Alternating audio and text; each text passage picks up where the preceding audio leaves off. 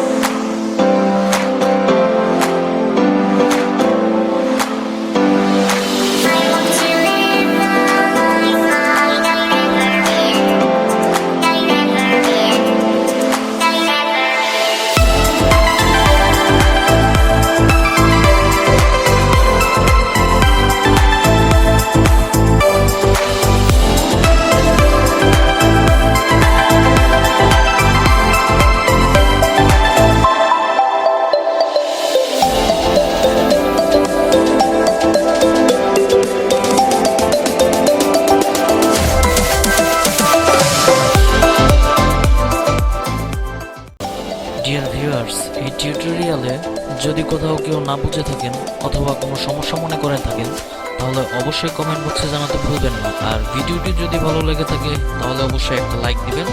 আর পরবর্তী ভিডিওগুলো পেতে আমার চ্যানেলটি সাবস্ক্রাইব করে রাখবেন।